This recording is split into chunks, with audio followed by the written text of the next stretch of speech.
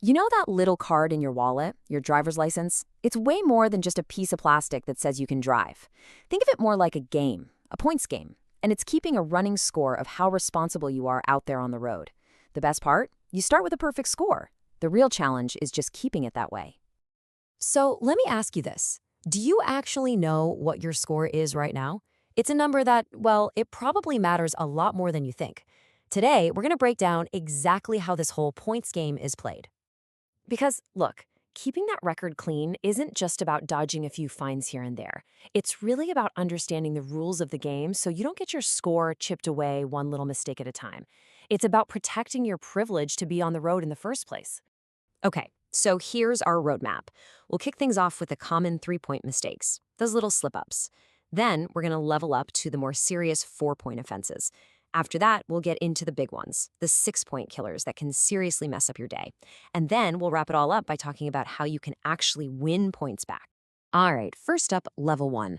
Think of these as the everyday errors, right? The common slips in concentration that might seem kind of minor, but yep, they still come with a penalty.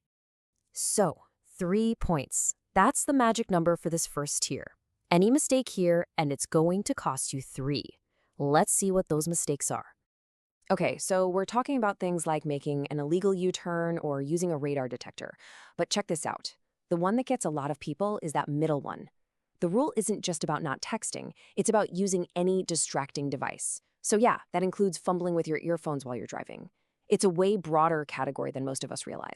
All right, time to level up. We are now officially entering the territory of more serious lapses in judgment.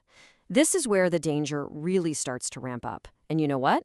So does the penalty. And yeah, the penalty takes a pretty big jump here. The cost for these offenses goes from 3 points all the way up to 4. So this list covers some pretty fundamental rules of the road, doesn't it?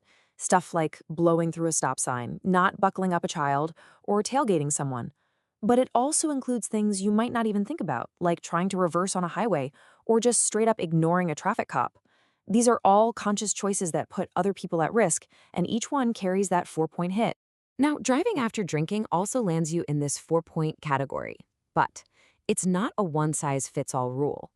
The system gets really specific here, and the limits for losing those 4 points, they depend entirely on what kind of driver you are. And this chart breaks it down perfectly. For just a regular driver, that 4-point penalty kicks in at 0.25 milligrams per liter. But look at the standard for professional drivers and beginners. It is way, way stricter. It starts at just 0.15. And now we're at the top tier, level 3. They're called killers for a reason. These are the violations that are so dangerous, they can basically end your driving privilege with just one single stop. Just look at that number, 6. That is a huge deduction.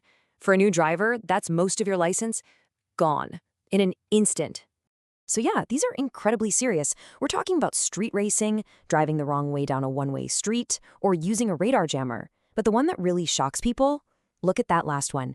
Simply holding your phone while driving now puts you in this severe 6-point category.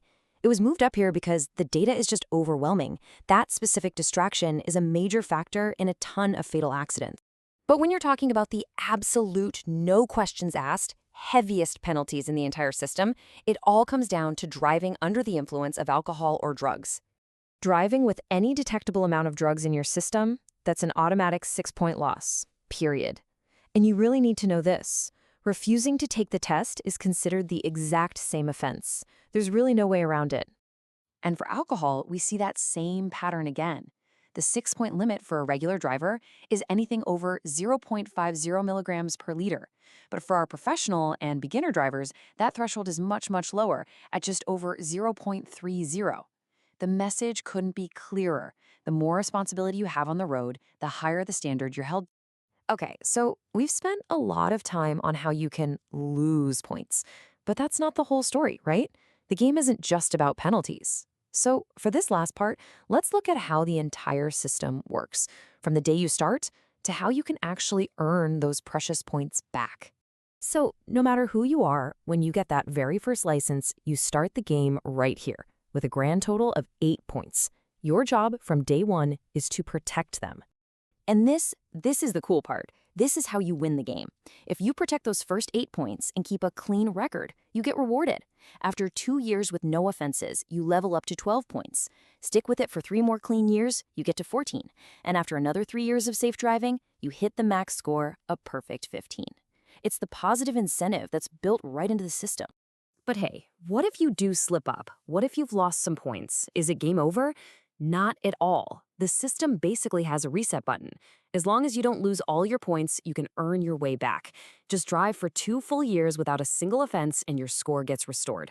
It shows that one mistake doesn't have to define your driving record forever. And that's really the big takeaway here. This point system, it's not just about punishment. It's a living, breathing record of your responsibility. It's a whole system designed to track and, more importantly, encourage you to be a safe, responsible driver every single time you get behind the wheel. So, I'll leave you with this question. As you go about your day, think about your own experience on the road. Which of these violations, from the little 3-point distractions to those big 6-point killers, do you actually see broken the most often? It's kind of a sobering thought, and it really puts this whole system into perspective.